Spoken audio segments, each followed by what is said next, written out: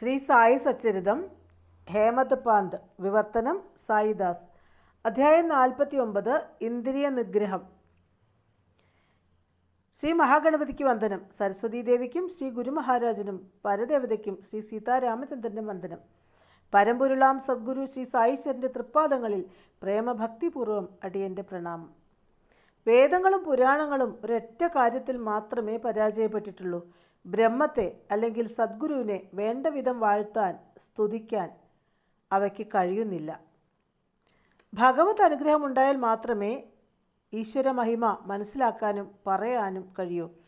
ഒരുവൻ ഭക്തൻ എന്ന പേരിന് അർഹനാകുന്നത് അഹങ്കാരം പൂർണ്ണമായും അകലുമ്പോഴാണ്. കുറച്ചു പഠിച്ചതുമൂലം ജ്ഞാനി എന്ന് അഹങ്കരിച്ചാൽ അവൻ ഒരിക്കലും ഈശ്വര മഹിമ അറിയാനാവില്ല.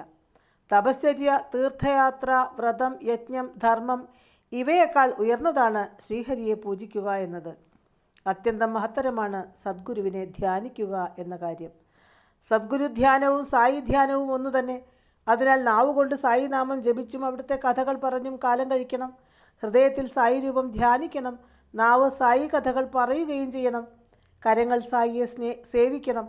പാദങ്ങൾ സായിയെ പ്രദക്ഷിണം ചെയ്യണം. മിഴികൾ സായി രൂപം കാണട്ടെ. പ്രേമപൂർവ്വം അവിടുത്തെ ആലിംഗനം ചെയ്യാൻ കഴിയട്ടെ. ഇങ്ങനെ സദാ സായിക്കായി കർമ്മങ്ങൾ ചെയ്യുന്നതാരോ അവരോട് സായീശ്വരൻ പൂർണ്ണമായും കടപ്പെട്ടിരിക്കുന്നു. അത്തരമൊരു ഭക്തനെ സഹായിക്കാനും അവനെ മോചിപ്പിക്കാനും സായീശ്വരൻ ബാധ്യസ്ഥനാണ്. ഒരു കഥ കേൾക്കൂ. ഹരികൻ ഹോബ, ബോംബെയിലൊരു മാന്യൻ. ബാബയെക്കുറിച്ച് സുഹൃത്തുക്കളിൽ നിന്നും ബന്ധുക്കളിൽ നിന്നും ഇദ്ദേഹം ധാരാളം കാര്യങ്ങൾ കേട്ടു. പക്ഷേ അയാൾ അതൊന്നും വിശ്വസിച്ചില്ല. ജന്മനാ സംശയാലുവായ അയാൾക്ക് സായിയെ ഒന്ന് പരീക്ഷിക്കണമെന്നായി. അങ്ങനെ അയാൾ സ്നേഹിതന്മാരോടൊപ്പം ഷിർദിയിലെത്തി. തലയിൽ കസവ് തുണി കൊണ്ടൊരു തലക്കെട്ടും കെട്ടി പുതിയ പാദരക്ഷയും ധരിച്ച് നന്നായി ഒരുങ്ങിയിട്ടാണ് അദ്ദേഹം സായി ദർശനത്തിനെത്തിയിരിക്കുന്നത്. സായീശ്വരനെ ഹരികൻ ഹോബ ദൂരെ നിന്നേ കണ്ടു. ഉടൻ തന്നെ സമീപം ചെല്ലാനും വന്ദിക്കാനും അയാളുടെ മനം വെമ്പൽ പൂണ്ടു. പുതിയ പാദരക്ഷ എന്തു ചെയ്യും? എവിടെ സുരക്ഷിതമായി ഊരിവെക്കും? പിന്നെ അതിനു പറ്റിയൊരു മൂല കണ്ടെത്തി. പാദരക്ഷ അവിടെ വെച്ച് അയാൾ തിരുസന്നിധിയിൽ ചെന്നു പ്രണമിച്ചു. ബാബ അയാൾക്ക് ഉധിയും നൽകി. തിരിച്ചു വന്നപ്പോൾ ചെരുപ്പ് കാണാനില്ല. ഏറെ തിരഞ്ഞു, ഫലമുണ്ടായില്ല. ഒടുവിൽ നഗ്നപാതനായി തിരിച്ചു പോന്നു. പക്ഷേ മനസ്സിൽ നിന്നും ആ പാദരക്ഷ പോയില്ല. അയാൾ കഠിന വ്യഥയിലായി. അത്ര കൊതിച്ചു വാങ്ങിയതാണത്. ഹരികൻ ഹോബ ആ ദുഃഖവും പേറി കുളിച്ച് പൂജയും നൈവേദ്യം കഴിച്ചു. അയാൾ മറ്റുള്ളവർക്കൊപ്പം ആഹാരത്തിനിരുന്നു. പക്ഷേ ചെരുപ്പിനെക്കുറിച്ചുള്ള ദുഃഖചിന്ത മാഞ്ഞില്ല. അപ്പോഴേക്കും അവിടെ ഒരു മറാത്തി ബാലകൻ വന്നു. അവൻ്റെ കയ്യിലൊരു വടി, വടിയുടെ അറ്റത്ത് ഒരു ജോഡി ചെരുപ്പും. ബാലൻ വടി ഉയർത്തിപ്പിടിച്ച് പറഞ്ഞുകൊണ്ടേയിരുന്നു, ബാബയാണ് എന്നെ ഈ രീതിയിൽ അയച്ചിരിക്കുന്നത്. കസവുള്ള തലപ്പാവ് ചൂടിയ ഹാൻകോബിയുടെ മകൻ ഹരി. ഇങ്ങനെ പറയാൻ ബാബ നിർദ്ദേശിച്ചിരിക്കുന്നു. ഇതെൻ്റെ പാദരക്ഷയാണ് എന്ന് പറഞ്ഞു വരുന്നവന് കൊടുക്കുക. ഇതാണ് ബാബയുടെ കൽപ്പന. ഹരിക ഹോബ ബാലൻ പറയുന്നത് കേട്ട് അത്ഭുതപ്പെട്ടു, സന്തോഷവാനുമായി. അദ്ദേഹം ഉടൻ ബാലനെ സമീപിച്ച് തൻ്റെ തലപ്പാവിൻ്റെ അടയാളം വ്യക്തമാക്കി. ബാലൻ പാദരക്ഷ കൊടുക്കുകയും ചെയ്തു. ഈ സംഭവത്തോടെ ഹരികൻ ഹോബ വല്ലാത്ത അവസ്ഥയിലായി. തൻ്റെ തലപ്പാവ് ബാബ കണ്ടിരിക്കാം, അതായിരിക്കും അടയാളം പറഞ്ഞത്. പക്ഷെ തൻ്റെ പേര് എങ്ങനെ അറിഞ്ഞു? തൻ്റെ അച്ഛൻ്റെ പേര് എങ്ങനെ അറിഞ്ഞു? താൻ ആദ്യമായിട്ടാണല്ലോ ഷിർദിയിൽ വരുന്നത് തന്നെ.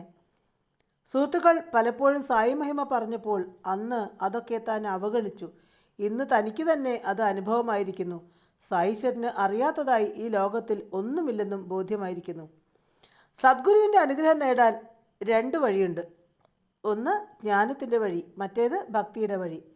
ഭക്തിമാർഗം അപകടമില്ലാതെ അനായാസം കടന്നു പോകാവുന്നതാണ്. ഭക്തി ലഭിക്കണമെങ്കിൽ മഹാഭാഗ്യം തന്നെ വേണം. കോടാനുകോടി ജന്മങ്ങളിൽ സുഹൃത്തത്താലേ ഒരുവന് സദ്ഗുരുവിനെ ലഭിക്കൂ.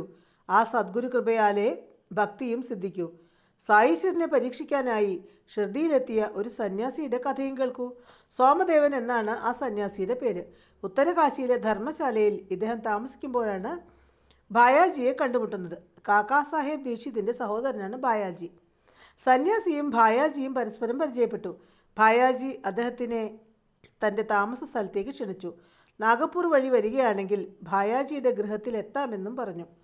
ഇരുവരും മേൽവിലാസങ്ങൾ കൈമാറി. 1911 സോമദേവ് സ്വാമി നാഗപൂരിൽ വന്നു. അദ്ദേഹത്തിന് ഭായാജിയെ കാണാൻ വളരെ ആഗ്രഹമായി. സ്വാമി ഭായാജിയുടെ ഗൃഹം കണ്ടുപിടിച്ചു. വീണ്ടും കണ്ടതിൽ ഇരുവരും വളരെ സന്തോഷത്തിലായി. സായിനാഥൻ്റെ കഥകൾ കേട്ടപ്പോൾ സന്യാസിക്ക് അവിടുത്തെ കാണാൻ തിടുക്കമായി. ഭായാജി സന്യാസിക്ക് വേണ്ട ഏർപ്പാടുകൾ ഷിർദിയിൽ ചെയ്തു. പരിചയപ്പെടുത്തിക്കൊണ്ടുള്ള ഒരു കത്തും നൽകി. അങ്ങനെ സന്യാസി ഷിർദിയിലേക്ക് യാത്ര തിരിച്ചു. അദ്ദേഹം ഷിർദിയിലെത്തി. ദൂരെ നിന്നേ മസ്ജിദിൽ പാറിപ്പറക്കുന്ന കൊടിക്കൂറകൾ കണ്ടു. സന്യാസിക്ക് അത് കണ്ടപ്പോൾ അനിഷ്ടമായി. മഹത്തുക്കളെ ദർശിക്കാൻ പോകുന്നവർ നിഷ്കളങ്കമായ മനസ്സുമായേ പോകാവൂ. ബാഹ്യമായ വസ്തുതകൾ കണ്ട് മഹാത്മാക്കളെ അളക്കാൻ ശ്രമിച്ചാൽ സ്വയം കബളിപ്പിക്കപ്പെടുകയായിരിക്കും ഫലം. ആരുടെയും ഒരു തരത്തിലുമുള്ള കണക്കുകൂട്ടലുകളും അവിടെ വിലപ്പോവില്ല. സന്യാസിക്ക് പറ്റിയ അബദ്ധം കേൾക്കൂ. കൊടിക്കൂറ് കണ്ടപ്പോൾ സോമദേവ് സന്യാസി ചിന്തിച്ചതിങ്ങനെ: ഇതെന്താണ്? ഈ സാധു കൊടികളൊക്കെ കെട്ടി പ്രകടനം നടത്തുന്നത്? കീർത്തിയും ബഹുമാനവും പദവിയും നേടാനല്ലേ ഇതൊക്കെ ചെയ്യുന്നത്? ഒരു യോഗീശ്വരന് ഇതിൻ്റെ ഒന്നും ആവശ്യമില്ലല്ലോ. എനിക്ക് സായിയെ കാണണമെന്നില്ല, അനുഗ്രഹവും വേണ്ട. കഷ്ടം. ഇങ്ങോട്ടുള്ള യാത്ര പാഴായിപ്പോയി. ഈ കൊടിക്കൂറ അദ്ദേഹത്തിൻ്റെ ഡമ്പിൻ്റെ സൂചനയാണ്.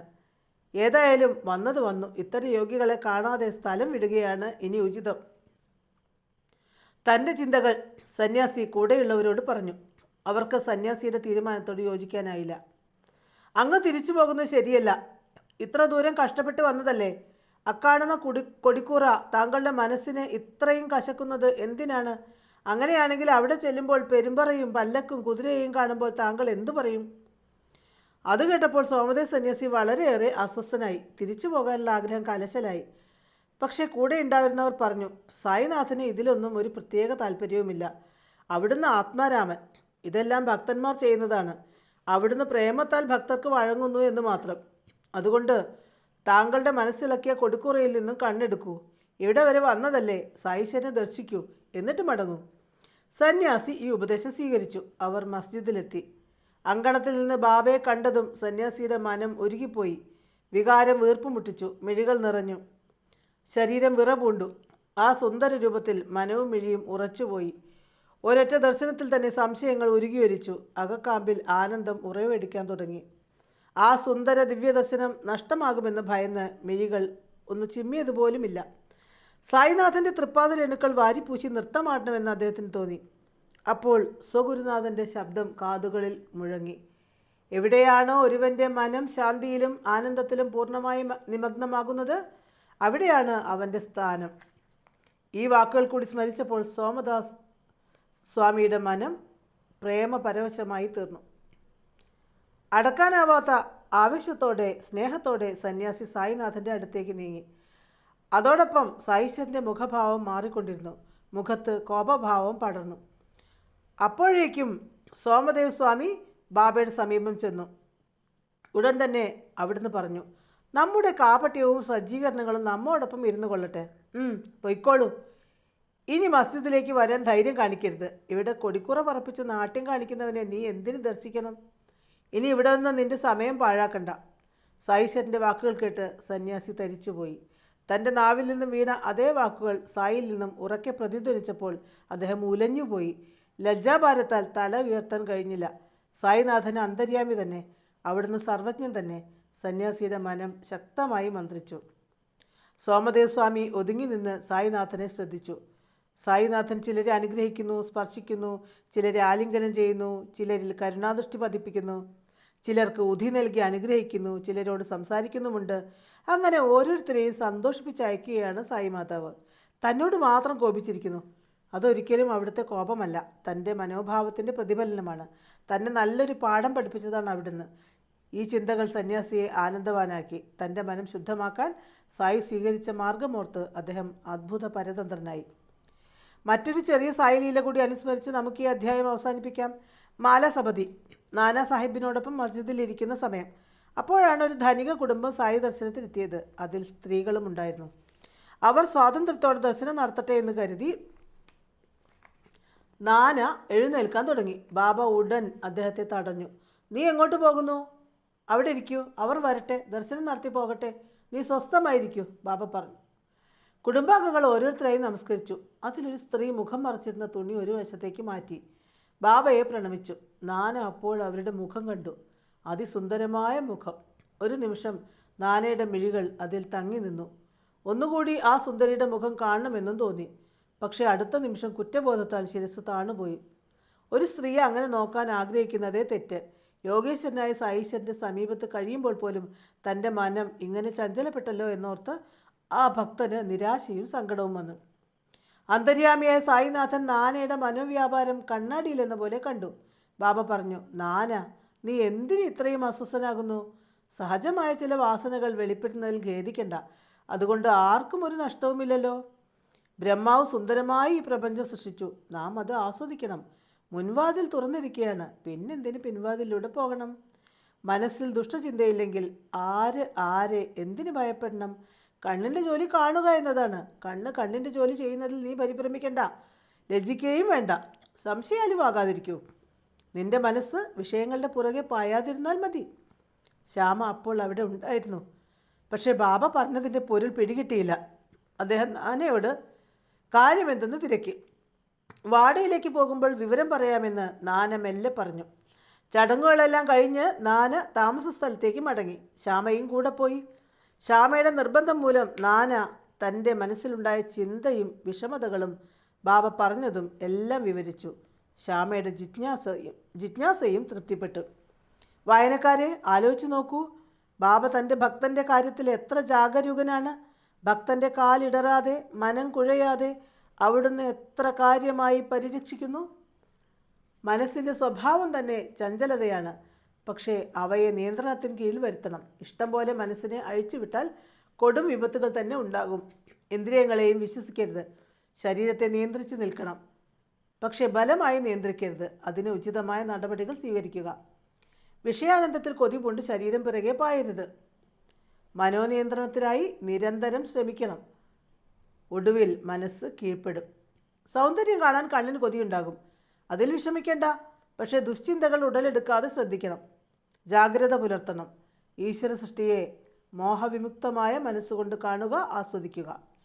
രഥം എത്തേണ്ടിടത്ത് സുരക്ഷിതമായി എത്തുന്നത് സാരഥി മൂലമാണ്. അതുപോലെ നമ്മുടെ ഹിതകാരിയായ ബുദ്ധി ഇന്ദ്രിയങ്ങളെ നിയന്ത്രിക്കാൻ അതീവ ശ്രദ്ധ ചെലുത്തണം. സാരഥി രഥം നിയന്ത്രിക്കുന്നു. അതുപോലെ ബുദ്ധി ഇന്ദ്രിയങ്ങളെയും മനസ്സിനെയും നിയന്ത്രിക്കണം.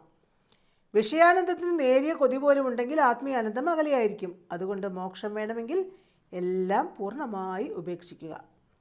വിവേചന ശക്തിയോടുകൂടിയ ഒരു സാരഥിയെ ലഭിച്ചാൽ ആ സാരഥി കടിഞ്ഞാൺ ഏറ്റെടുത്താൽ ഇന്ദ്രിയങ്ങളാകുന്ന കുതിരകൾ ശരിയായ വഴിക്കേ പോകൂ. അപ്പോൾ വിഷ്ണുപദം ഒട്ടും അകലെയുമായിരിക്കില്ല. സായിശ്വരനെ നമ്മുടെ തേരാളിയാക്കൂ. അവിടുന്ന് നമ്മെ നയിക്കട്ടെ. അങ്ങനെ നമുക്ക് വിഷ്ണുപദമാകുന്ന സർവവ്യാപിയായ അദ്വൈതാവസ്ഥയിലെത്താം. അവിടെ എത്തിയാൽ പിന്നൊരു വീഴ്ചയില്ല. അതാണ് മോക്ഷം. സൃഷ്ടി സ്ഥിതി പരിപാലകനായ എൻ്റെ ബുദ്ധിയെ പ്രചോദിപ്പിച്ചു കൊണ്ടിരിക്കുന്ന സദ്ഗുരു സായീശ്വരൻ്റെ തൃപ്പാദത്തിൽ ഞാൻ ശിരസ് വീണ്ടും വീണ്ടും നമിക്കുന്നു. 49-ാം അധ്യായം സമാപ്തം. ഓം അസഹായ സഹായായ നമഃ.